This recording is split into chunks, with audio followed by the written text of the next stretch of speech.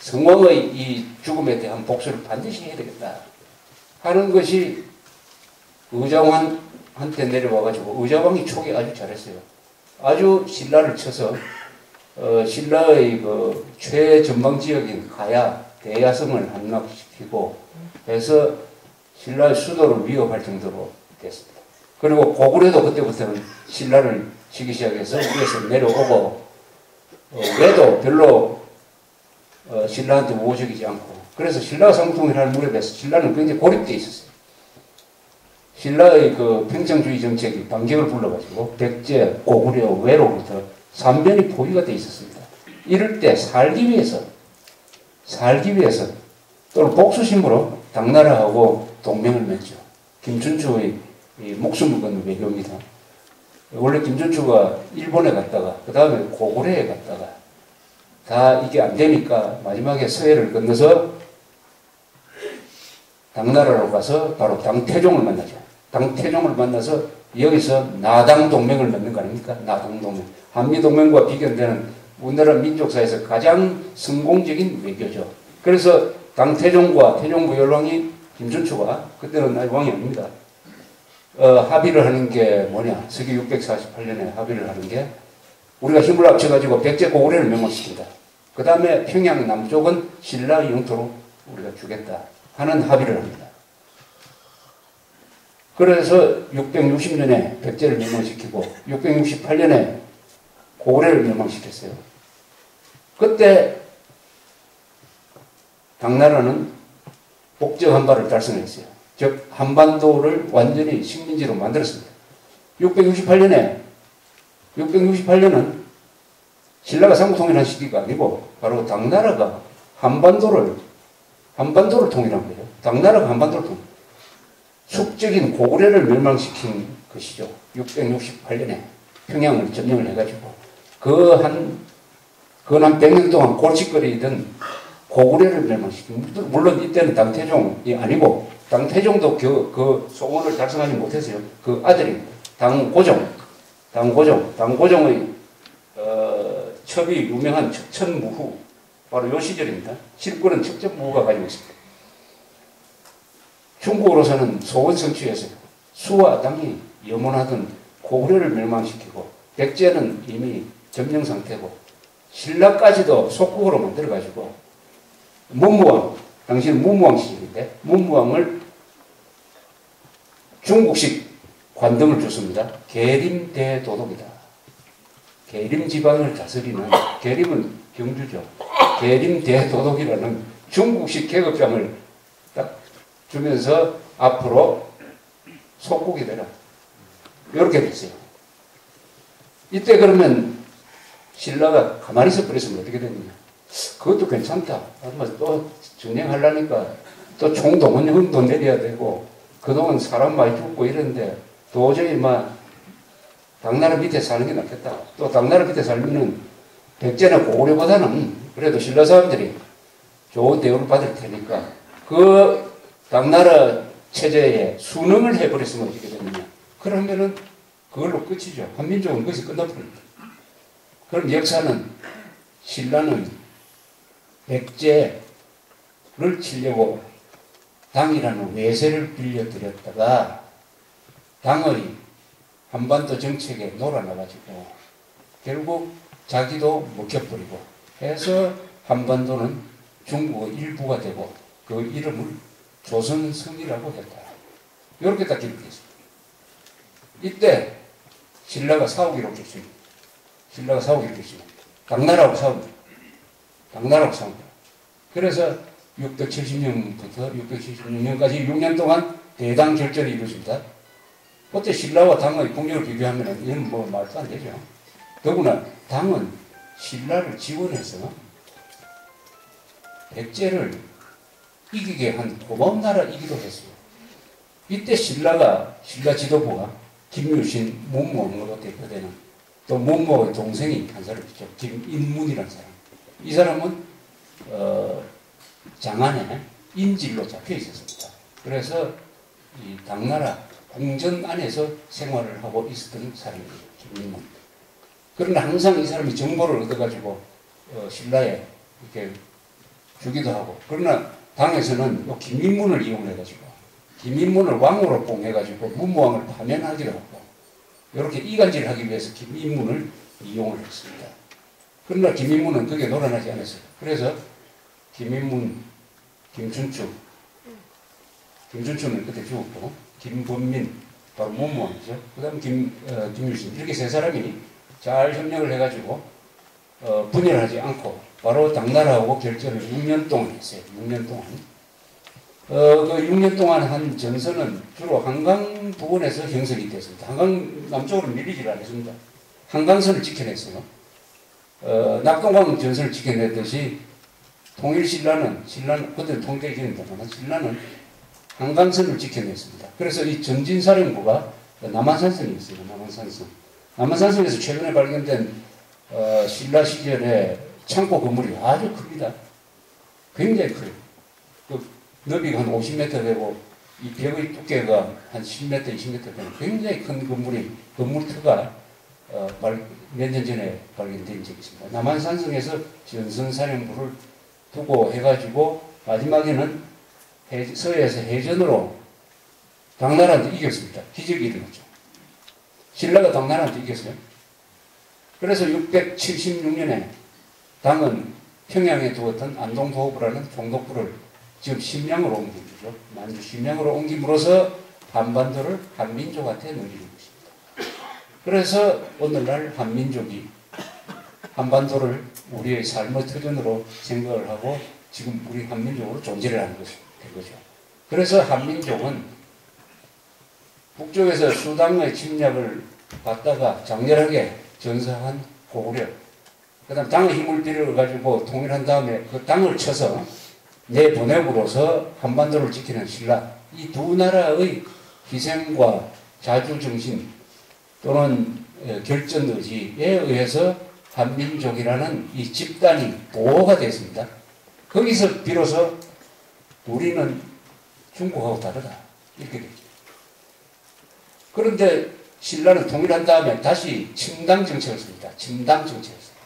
당나라라서는 기분이 나쁘죠. 왜 기분이 나쁘냐? 이렇게 도와주는데 배신당한 거 아닙니까? 더불어 작은 나라한테 이용당해본 거 아닙니까? 이용당. 있을 수 없는 거죠. 큰 나라가 작은 나라한테 이용당했어요. 그러니까 굉장히 한 50몇 년 동안 수교를 안 합니다. 그러니까 외교를 단절 때 됐어요. 그러면서 여러 가지 이제 간섭을 많이 하고 했는데 다행히 그때 당나라 사정이 안 좋았어요. 토건이라는 데서 반란이 일어나고 나중에 무슨 반란까지 일어납니까? 안독산에 있는 안독이 일어나고 그 현종이라는 사람이 그 양귀비한테 취해가지고 이런 사이에 당나라 그러는 사이에 또 발해가 또 생겼어요. 고구려의 고토에 발해가 생기니까 당은 또 발해를 견제하기 위해서는 신라하고 영원히 이거 원수가 돼서는 안 되겠다. 그래서 신라와 당이 다시 친선관계를 맺게 된 것입니다. 그게 한 성대왕 때, 한 서기 한 730년 무렵이죠. 이렇게 해서 중국과 한국과의 관계가 거기서 이제 정리가 돼요. 중국 사람들은 신라 사람들, 이제 한반도 주인공이 된 신라 사람들에 대해서 어떤 생각을 가지고 있었느냐. 저 사람들은 아주 영리한 사람들이다. 동시에 우리하고 친하게 지내려고 하는 사람이다. 뭐 장안까지 쳐들어오려는 그런 영토적 야심이 없다. 그러면 굳이 저것까지 묻는다고 뭐 이렇게 할 필요 없이 나 그래두자. 한반도는 너가 땅에 너가 해. 이렇게 돼. 또 신라로서도 당하고 도전해가지고 당을 뭐 우리가 접수를 한다든지 하는 이런 거대한 꿈을 가질 필요가 없는 거예요. 그건 북녘도 아니고. 그래서 두 나라가 서로의 이해관계에 의해서 친선관계로 들어가면서 1300년에 계속되는 한국과 중국의 친선관계가 지금까지 유지되고 있다. 그래서 이 기간 중에는 한족 정권은 한국에 한 번도 쳐들어온 적이 없다. 단 모택동까지는 한족 정권은 한 번도 요 나라가 쳐들어왔고 저 청나라가 쳐들어오고 원나라가 쳐들어왔지만은 중국 한족, 중국의 주류층인 한족과 한민족 사이에는 꽤 오래된 친선관계가 유지되면서 우리는 문화는 중국 것을 받아들이고 또 조공도 하고 이렇게 하면서 사대주의를 우리의 외교 정책으로 받아들이는 관계가 유지가 됐습니다. 그러나 조선조에 와가지고는 이게 너무 심해져 버렸어요. 중국과의 이 관계를 너무 종속적인 관계로 가져가 버리고 말았습니다. 그 이유는 주자학을 받아들이면서 중국보다도 더 주자학으로 갔어요. 한국의 아주 나쁜 지적인 풍토가 있습니다. 외래 문화를 받아들이면 그 내용을 받아들여야 되는데 그 형식을 받아들여가지고 중국보다 더 주자학적으로 가고 또 어떤 점에서는 저 미국의 기독교보다 한국이 더 또 기독교적으로 가고 미국보다도 더 민주적으로 가려고 하고 이걸 뭐랍니까? 교조화라고 그래요. 교조화. 형식에 너무 얽매여 버립니다. 그런 아주 나쁜 특성이 있어요. 한국 문화 속에. 바로 이 유교를 교조화해 버렸어요. 중국보다 훨씬 더 교조화해 버렸습니다. 거기에 스스로 우리의 활력을 묶어가지고 우리의 야성을 꽁꽁 묶어가지고 요 가두 한반도란 요 좁은 데에 가두어놓은 것이 조선 왕조죠. 조선 왕조 500년 동안 갇혀 있었습니다. 그러다가 청나라 힘이 약화되면서 동북아 질서가 완전히 재편되는 과정에서 우리는 바로 적응을 제대로 하지 못해가지고 일본의 식민지로 들어가 버리는 이 치욕, 우리 민족사의 일대 치욕을 당했다. 그리고 외래 왕조가 많이 없어져 버리고 외국 정권이 한반도를 다스리게 된 것은 신라가 상속이라는 이후에 처음 있는 일이었어요. 우리가 몽고한테 그렇게 40년 동안 싸웠지만은 고려가 없어지진 않았어요. 고려 왕권은 계속 있었습니다. 그러나 조선조는 결국 나라를 외세에 그냥 넘겨주고만 우리 민족사에서 잊을 수 없는 36년이 그것도 미국의 승리에 의해서 끝장이 나고 1945년부터 우리가 새로운 역사를 쓰기 시작을 하면서 이제는 중국보다 잘 살게 됐다. 아까 우리 장진석 씨가 이야기했지만 중국은 지금까지 청나라 말기에서부터 문화대혁명까지가 중국 역사상 가장 못 살았다고 했어요. 우리나라는 언제가 가장 못 살았느냐 하면은 철종 고종 시절이 우리 역사상 가장 못 살았습니다. 철종 고종 시절. 북한은 철종 고종 시절보다 더 못 살고 있어요. 그러나 한반도는 우리 역사상 가장 잘 살 뿐만 아니라 동북아시아에서 우리가 중국보다 잘 살고 있는 것은 아마도 지금이 유일할 겁니다. 지금이 중국보다 잘 살고 있는 유일한 시기인데 이 유일한 시기가 언제까지 갈 거냐? 중국이 올라가면은 이렇게 말씀드린다면은 신라의 삼국통일, 고구려의 대당 대수 결전 이 두 사건이 한민족의 자존심을 올려놓고 정체성을 확립할 수 있는 계기를 마련해 두고 거기서부터 대한민국까지 그 정신이 꺾이지 않고 계속 흘러왔어요.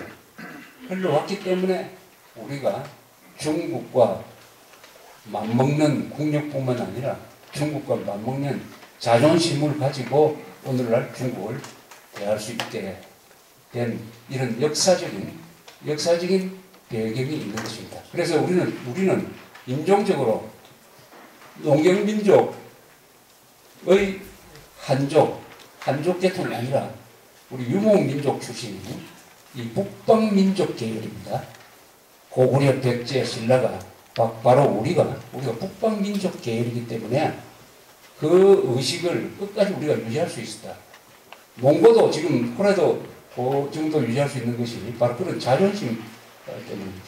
그래서 우리가 중국이 아무리 앞으로 커지고 하더라도 한민족의 이 뿌리 의식에 대한 확실한 생각을 가지고 이 고구려 신라의 역할 그리고 그 전통을 이어받아서 지금 대한민국이 발전하는 것은 이게 우연이 아니고 반드시 인과관계가 있는 것이죠. 우리의 발전은 어떻게 보면 고구려 신라의 사투에 의해서 오늘날 우리 한반도를 한민족이 차지하게 됐고, 그 한반도가 차지하고 보니까 아주 지키기가 괜찮고 의외로 생산성이 높아서 7천만 명이 먹고 살 수 있는 이 아름다운 그걸 꽉 찬 나라를 갖게 된 것이다. 따라서 중국이 아무리 앞으로 뭐 한다고 하더라도 요것이 바로 민족주의죠. 우리가 민족주의라는 것을 좌파들이 많이 이용한다고 해가지고 그걸 자꾸 이렇게 버리면 안 됩니다. 우리는 민족통일국가를 반드시 다시 완성해야 될 시기가 있으니까. 그래서 우리 삼국사기라든지 이런 걸 많이 읽어야 되는 이유가 바로 그것입니다. 우리가 삼국사기를 읽으면서 가질 수 있는 민족적 정체성, 그리고 우리에 대한 자부심, 뭘 우리의 발전의 동력으로 삼는다면은 뭐 한중 관계에서 우리는 항상 주도권을 가지고 우리의 독립과 자주를, 또 자유와 평등, 한반도의 미래를 우리가 요구하는 게 강력한 나라, 통일된 나라, 번영되는 나라, 자유로운 나라, 이 한반도를 우리가 지켜갈 수 있을 것인데, 이것은 결국 국력이 있어야 된다. 그 국력 중에서 제일 중요한 게 군사력. 군사력 중에 제일 중요한 것은 핵이다. 그래서 우리가 핵 개발을 반드시 해가지고 우리가 가지고 있는 핵 미사일이 북경을 겨냥하고 있다는 것을 중국이 알도록 했을 때 한국을 바라보는 시각도 달라질 것이다. 이렇게 생각합니다. 이상으로 끝나겠습니다. 감사합니다.